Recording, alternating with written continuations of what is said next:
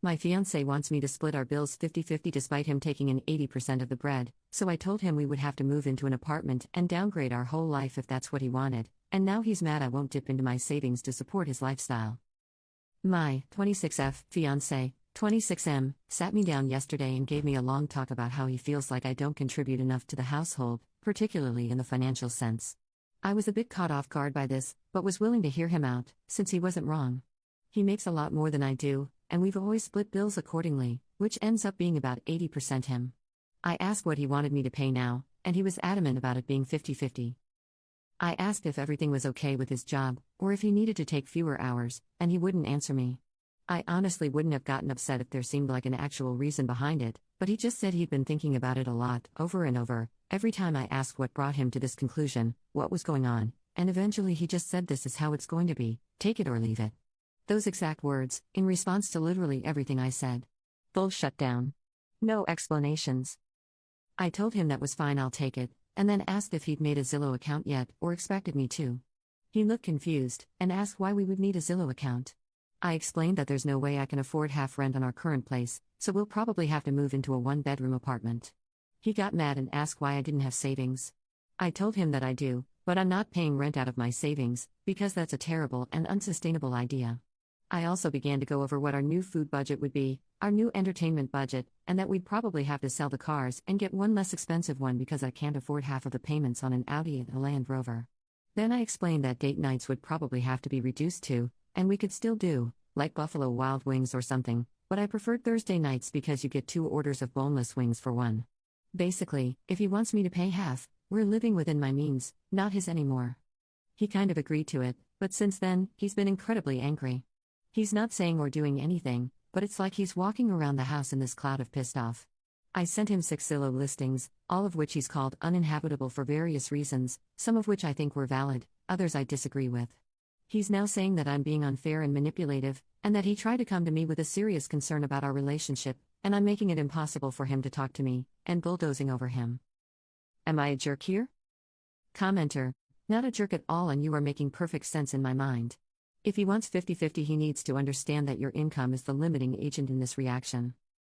It does sound like he has something else going on, and I would mentally prepare for him to call the wedding off. This sounds like he is coming up with reasons to get rid of you in his mind, but he does not want to come off as the bad guy. Update 1. Hi everyone. This got way bigger than intended, so I figured a follow-up was owed. So, last time I posted was Monday. Monday as a whole was spent just sorting through what I felt, and what to do next. There was a lot of silence and a lot of anger, and a lot of Reddit advice, some of which I found very insightful, some of which was less so. Also, some people think I made this up as part of a viral marketing sponsorship between Buffalo Wild Wings, Audi, and Zillow, which honestly would solve the money problems if true, but alas, is not the case. On Tuesday, after I got home from work, I sort of just walked up to him on the elliptical and explained as calmly as I could that I had questions, and if he actually wanted to marry me, he needed to be willing to answer them. I asked if he thought I was a gold digger, yes or no. He said yes. I told him that I wasn't willing to be in a relationship where I have to prove myself by sacrificing any sort of stability, and that led to a bit of a screaming match, and eventually, a confession. So it turns out we cannot afford anything we have right now. We are in serious credit card debt, the cars are both on the verge of being repossessed, and I did not know about any of this. He's been cutting corners on actual necessities, including psychiatric medication. That in combination with some comments from his family led him to some pretty dark places. My fiancé had a full breakdown and apologized for calling me a gold digger, which was nice to hear, but this whole thing had me pretty shaken up. I went to stay with a friend for a little bit. Yesterday, my fiancé and I did in fact go out to BWW and get the 2-for-1 boneless. We talked a lot. I'm still writing fiancé for now, and I really hope we can work through all of this. We talked about how to sell the cars, we don't particularly have a choice at this point, and about my income, his income, and the sort of life we want to have. If we do stay together, we'll be changing how we live a lot. We need to get out of debt, we need to get on our feet. I know some people are gonna say I'm being dumb for not immediately dropping all contact and giving up on the relationship, but I can't do that. I can't look at the guy I love, who went off his meds to try and make a good life for me, and think he's not worth sticking around for, at least to try. I don't know what the future looks like at all anymore though, and the wedding is very postponed at the moment. Sorry this wasn't a more fun update. Commenter 1.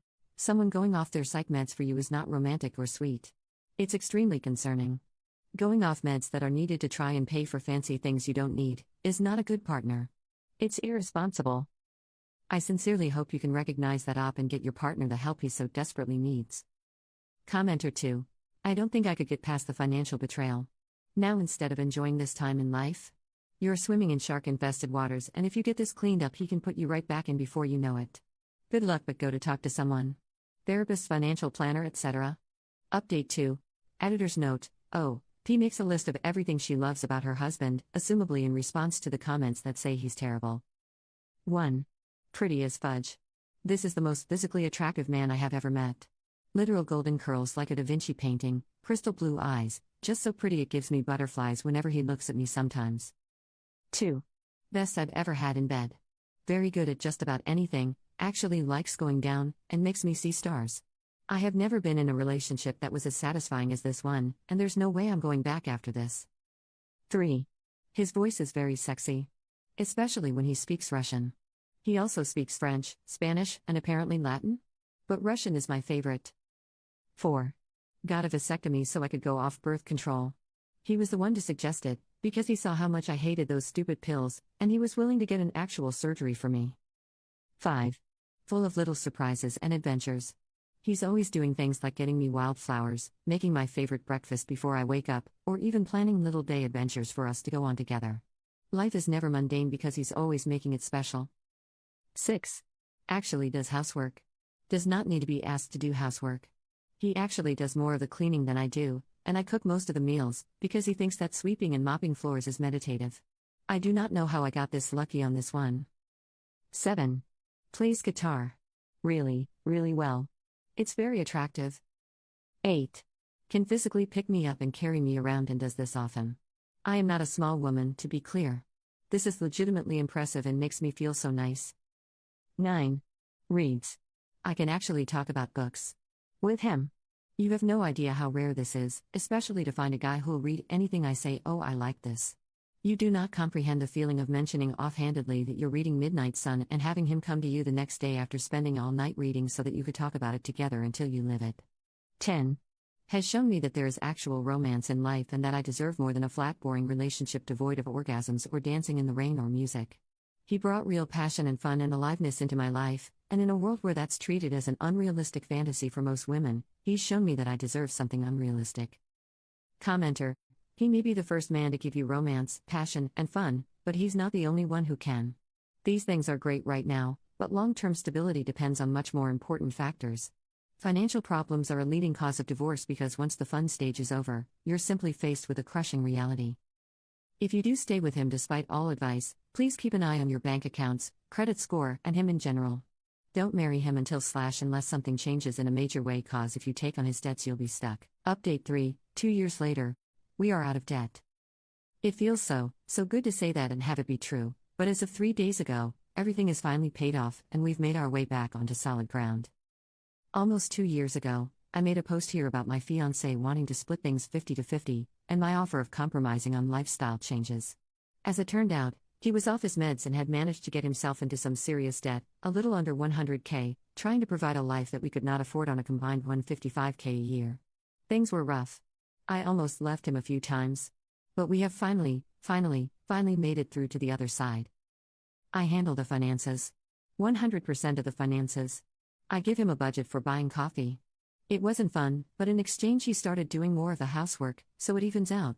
We moved from our over-the-top apartment into a shared living situation, which, while not ideal, was leagues better than my initial plan of getting a trailer. We have roommates, but they're on another floor, so it's not too bad, and we have our own bathroom, which was my only real stipulation. We've lived like we're a $70K a year couple, doing actual 50-50 finances, and every extra penny he's made has gone directly to paying off the debt. We sold the cars, obviously. Traded them in for a nice used Ford Maverick and a Vespa. That helped a lot. There have been no more lavish vacations or over-the-top restaurants with $500 price tags. It was rough for my fiancé at first. He's always been very much a rich boy, and I think losing that as an identity was difficult for him. That being said, he's gotten so creative lately, it's been amazing to see. He will make me things if he can't buy me things, and we've started cooking together instead of having me do almost all of it. Our room is covered in the things he's made for me, and it's really lovely. We're still in love. We're still going strong. And we can finally start actually planning our wedding again. We're gonna get our own place first, but the wedding is next on the list after that. I'm so glad that we stuck with this, and being on the other side is the greatest feeling in the world. Thank you to everyone who offered advice. I don't know how things would have ended up if I hadn't had the courage of my convictions, and I'm genuinely grateful to those who directed me to Dave Ramsey and Caleb Hammer. Y'all are awesome. Commenter 1. Hold on here. Let me get this straight. So, you communicated about all the hard stuff, right? And communicated some more. Then you made a plan. And made long-term sacrifices to enact said plan. Then you continued to communicate and did all the hard work over a couple of years to meet your goals? What? I'm so confused. Is this even Reddit? P.S. Kudos to you and your partner. I'm impressed. Commenter 2. That is so great to hear. Congratulations on the hard work. You should be proud of yourself. And there must be real love between you if you work through it together. I'm so happy for you.